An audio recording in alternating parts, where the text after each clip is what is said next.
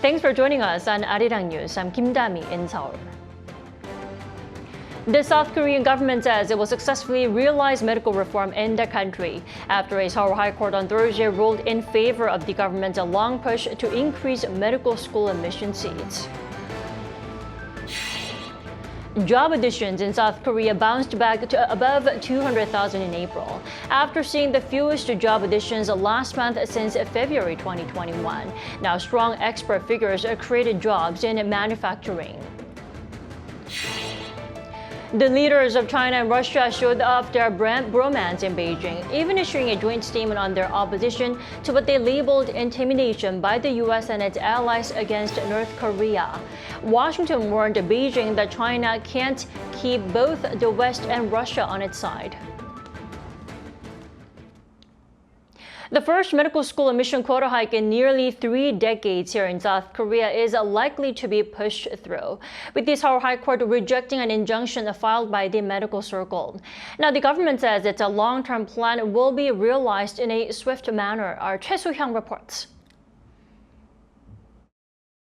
The Seoul High Court on Thursday rejected an application submitted by medical students, exam candidates, professors and trainee doctors to halt the government's plan to expand the number of new medical students by 2,000 starting in 2025. The South Korean government stated on Friday that it respects the court's decision and will complete healthcare reform successfully. The government deeply appreciates the court's wise judgment.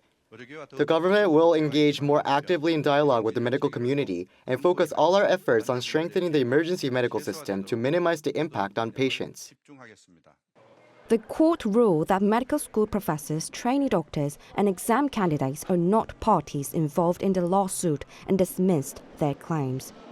Regarding medical students, while they are considered as a party, the court rejected their claims due to concerns of the significant implications on public welfare. Regardless of the government winning the second trial, trainee doctors announced on Thursday that they would not return to their post, and the medical community will also appeal to set up a third trial. However, it seems that this won't take place until at least mid-June, while the official admission guides for each university will be finalized by this month. During the prolonged dispute, the medical community has filed over 20 lawsuits to the court, but all applications were rejected in the first instance. The medical community argues that the meeting to discuss the quota was too brief, lasting just an hour, and was nothing more than a formal act to confirm the number brought by the government.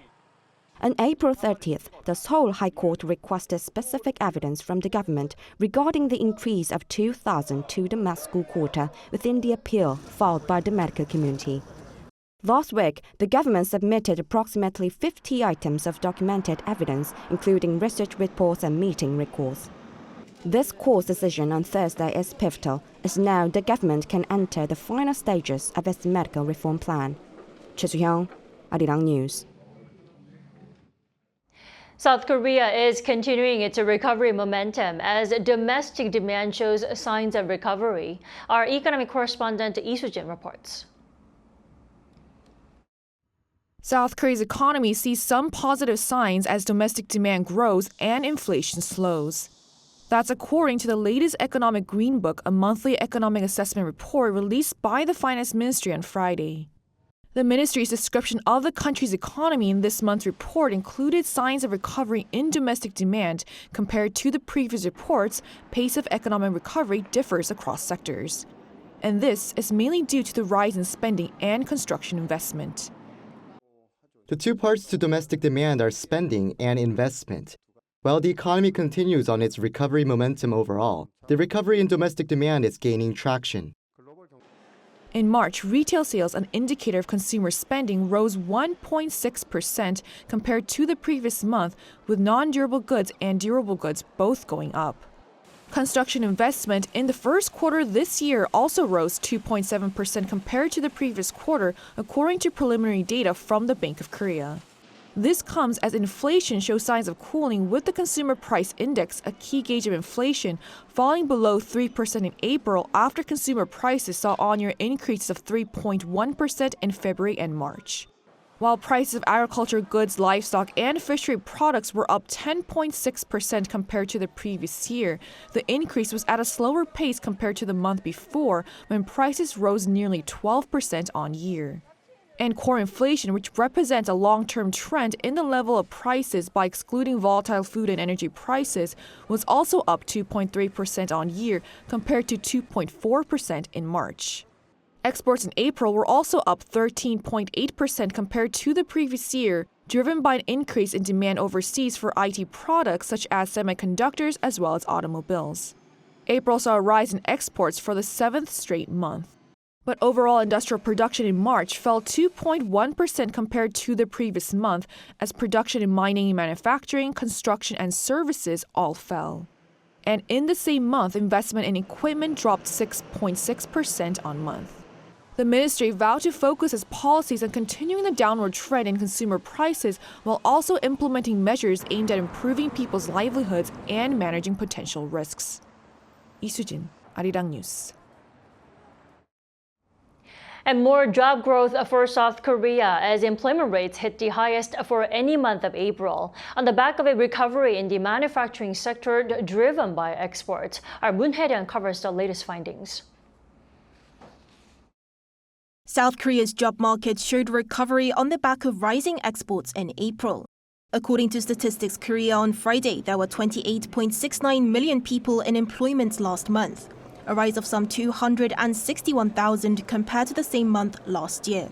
The rate of employment for people aged 15 years old and above rose by 0.3% on year to 63%, which is the highest figure for any month of April since data was first compiled in 1982. The job market has seen fluctuations over the past few months, posting over 300,000 more people in employment on year in January and February, before a smaller increase of 173,000 in March. The agency attributed this to a rise in employment in manufacturing as exports have been booming due to an upturn in the semiconductor industry. The manufacturing sector hired 100,000 more people in April on year, and this is the biggest increase seen since November 2022. Other sectors that also saw an upswing in employment were the healthcare and telecommunications industries. On the other hand, the retail sector has been seeing a decline in employment for some time now, and a spokesperson from Statistics Korea explained why. Wholesale and retail industries are becoming automated, and with the boom in online transactions, employment in wholesale and retail has been continuously decreasing. With South Korea's aging population, employment among those aged over 60 years old has continued to increase. 292,000 more people aged 60 and over were in employment in April this year compared to the same month last year.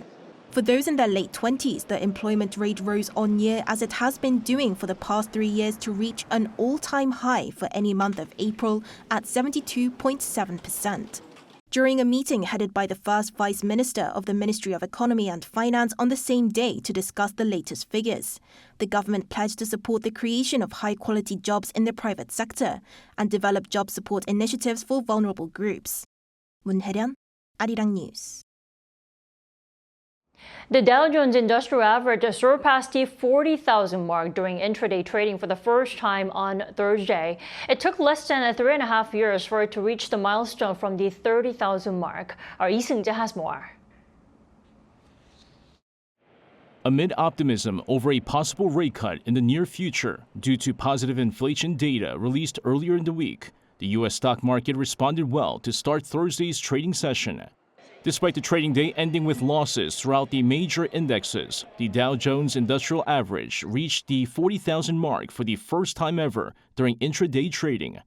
The Dow Jones ended the trading day at 39,869, down 0.1% from the previous trading day. The Dow surpassed the 10,000 mark for the first time in March 1993 and the 20,000 mark in January 2017. While it took 24 years to double its figure during that time, it only took 7 years to rise from the 20,000 level to the 40,000 level and less than 3.5 years to go from 30,000 to 40,000. The Wall Street Journal on Thursday evaluated the recent milestone, saying that when the U.S. Fed began raising interest rates about 2 years ago to cool down the overheating economy, The Dow Jones surpassing the 40,000 mark seemed like it would be difficult to achieve. However, it said companies increased jobs, people continued to spend, and inflation cooled. More than anything, the economic recession predicted by many economists did not come to fruition, giving investors hope that stock prices would continue to rise. It added that the rapid rise of large tech stocks due to the development of artificial intelligence was also a factor in revitalizing the market. The Dow Jones Industrial Average is one of the three major indexes in the U.S. stock market, consisting of 30 blue-chip stocks representing major U.S. industries. The weighted average of stocks is calculated based on stock prices rather than market capitalization. 이승재, Arirang News. The dispute over whether South Korean online platform giant Naver will sell its shares in Tokyo-based Line Yahoo appears to have expanded, with the governments of Korea and Japan expressing their stances on the issue. Our Park Gon-woo has this report. South Korean online platform giant Naver has reportedly earned more time to decide on whether it will sell its shares in Japan's Line Yahoo, which operates the most popular messenger app there, Line. The South Korean government said on Tuesday that Naver will not include reorganizing its shareholding structure in a report that Line Yahoo is set to submit to the Japanese government by July. The report was ordered by Japan to include ways to prevent the recurrence of security issues that took place last November. It includes reorganizing shares that Naver and Japan's SoftBank hold in their 50-50 joint venture A Holdings, which has a 64.5% share in Line Yahoo. Also on Tuesday, the Japanese government once again mentioned that reorganizing the shareholding structure was still on the agenda. Pundits say that through A Holdings shares, Naver has a 32.25% stake in Line Yahoo, which is valued at around 8 trillion won, or over $5.8 billion at the current stock price. If these are sold and the proceeds are funneled back to Naver, then it could invest this in the AI sector that has recently become a company focus. Naver's union has expressed concerns over job cuts and the loss of company technology and know-how if this deal goes through. One expert said a problem facing the company is that most of the technology behind Line is supported by Naver. Since the deal with SoftBank, Naver has tried to apply its new tech and know-how to Line Yahoo's businesses. But this was not that easy. Another expert raised concerns over Naver selling its shares. This could set a precedent of a Japanese firm exploiting a Korean firm's technology, which could happen again and again. He was also concerned about Naver having to give up its services, not only in Japan, but also in other regions such as Southeast Asia. The expert added if Naver's case does become a precedent, it will not be helpful for Japan either, as there's the possibility that firms from other countries would be wary about creating joint ventures with Japanese companies. Park Gon-woo, Arirang News.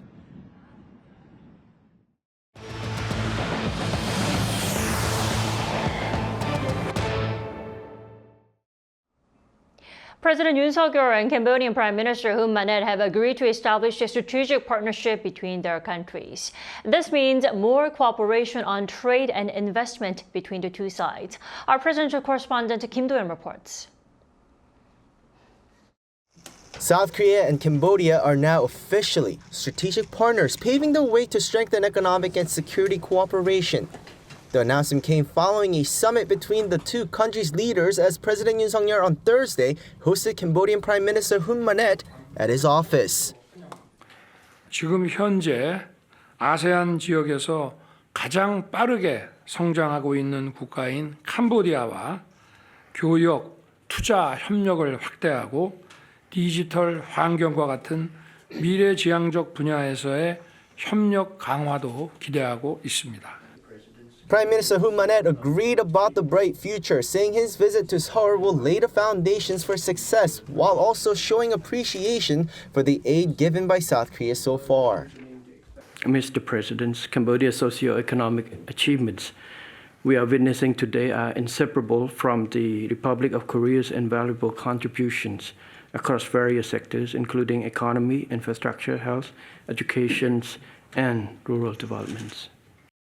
The two leaders also adopted a joint statement detailing the enhanced cooperation leading to the signing of 6 MOUs. Some key aspects in security include enhancing naval exchanges, with South Korea planning to make its first port call in Cambodia this year, and tackling transnational crimes together, including drug trafficking, people smuggling, cybercrime, and scam operations. For economic cooperation, the two nations are looking to set up a special economic zone. They have proposed a plan to establish a special economic zone exclusively for Korean companies.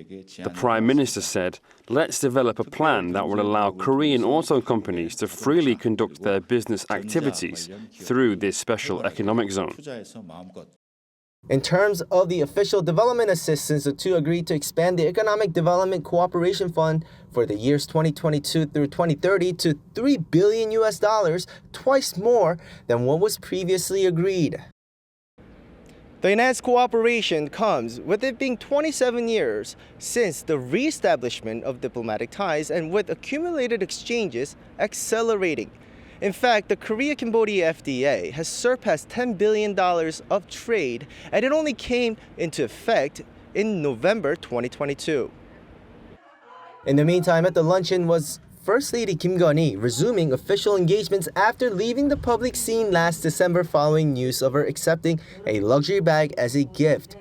First Lady Kim has a special connection with a young Cambodian she met during the president's ASEAN summit trip in 2022. Ao Grotha, a then 14-year-old, was invited to Seoul by the First Lady to receive the heart surgery he required as he wasn't able to receive proper care due to his family's economic situation. Prime Minister Manet personally thanked the president and his wife and said this was one of the most important examples of the bilateral exchanges. Kim Do-yeon, Arirang News. Russia's Vladimir Putin and China's Xi Jinping have reunited for their 43rd meeting now, this time in China. They issued a joint statement backing North Korea that they're against U.S. military intimidation toward the regime. Our Shin Se-byuk has the details. Chinese President Xi Jinping and Russian President Vladimir Putin have expressed their opposition to military intimidation by the United States and its allies towards North Korea. The statement came after their summit meeting in Beijing, where the two leaders signed a joint statement on Thursday. Putin's visit to Beijing marks his first foreign trip since beginning his fifth term last week and highlights the growing importance of China-Russia relations. This is the fourth meeting between the two leaders since Russia's invasion of Ukraine in February 2022. In the joint statement, Xi and Putin condemned the military threats and confrontations by the U.S. and its allies, which they said heightened tensions on the Korean peninsula. They urged the U.S. to de-escalate military tensions and abandon the use of sanctions. The two leaders also agreed to deepen military trust and cooperation, expand joint exercises, and regularly conduct combined sea and air patrols to strengthen military collaboration. Later that day, the two heads of state held a restrictive meeting for an in-depth discussion on strategic issues of common concern, particularly regarding the ongoing war in Ukraine. President Xi emphasized the need for a new security framework in relation to the Ukraine war and reiterated Beijing's commitment to a political settlement of the crisis. He also expressed support for an international peace conference at an appropriate time.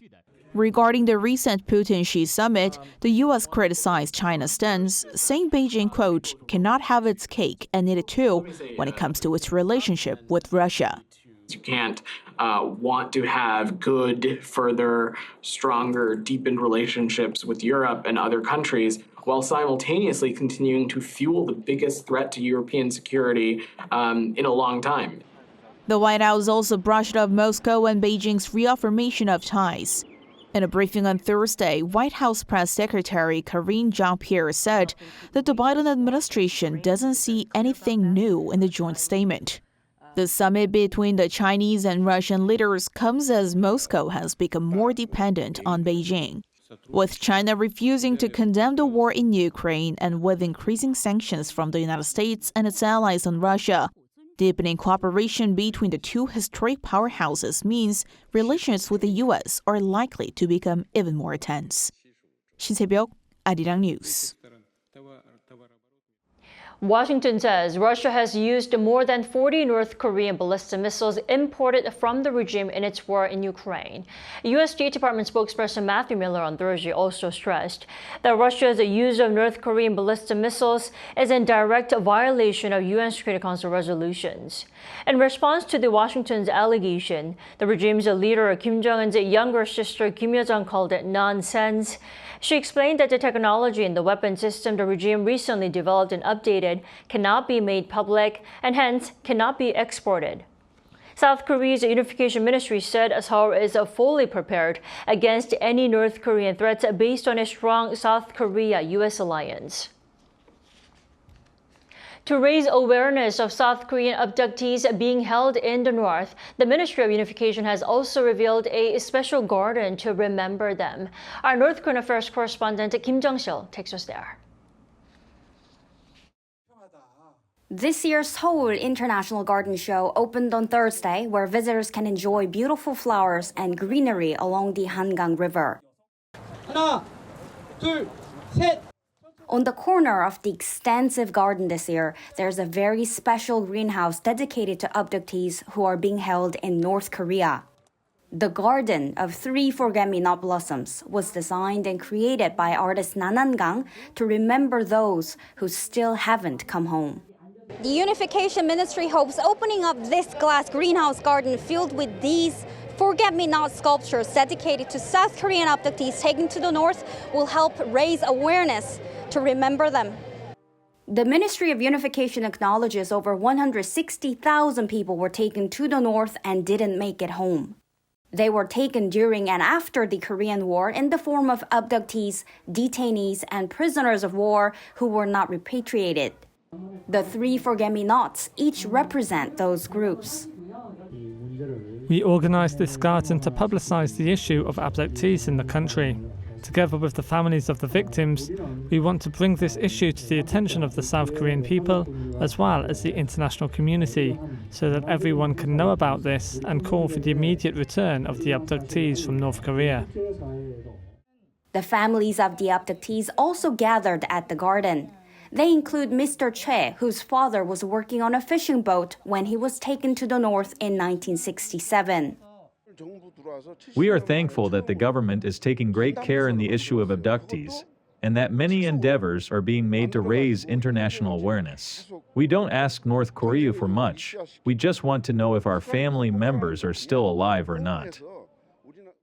The garden with the forget-me-nots will be displayed until October as a reminder of those still separated and to urge continued efforts for their safe return. Kim Jung-sil, Arirang News. Effective May 17th, a new law came into force in South Korea, with the term national heritage replacing cultural property.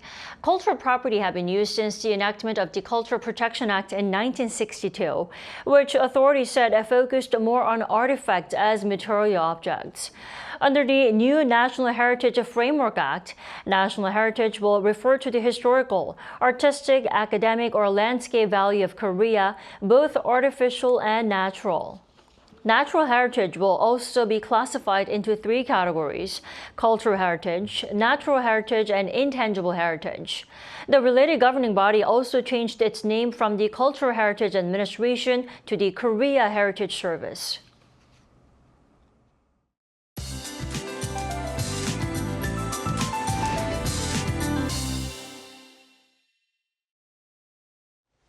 Good afternoon. If you liked yesterday's refreshing conditions, you will enjoy today's. Today looks to be a repeat of yesterday's with a rise in temperatures. So the temperature roller coaster continues with big gaps between lows and highs. The entire country should notice a jump in highs today under lots of sunshine. But Gyeongsang-do provinces and nearby areas are having summer-like warmth this afternoon. Seoul sees highs going nearly 5 degrees higher this afternoon. And Gwangju gets up to 25 degrees, Busan topping out at 24 degrees Celsius. Strong UV rays will shine down on you. Have your sunglasses and a hat ready to protect yourself from bright sunlight. But the air quality will be normal to good nationwide all day today. The weekend looks to be a promising one, with Sunday even more summer-like warmth with an expected high of 28 degrees Celsius here in the capital. Then gorgeous sunny weather takes us through next week, and mornings will get warmer as well. With that in mind, let's take a look at the international weather conditions.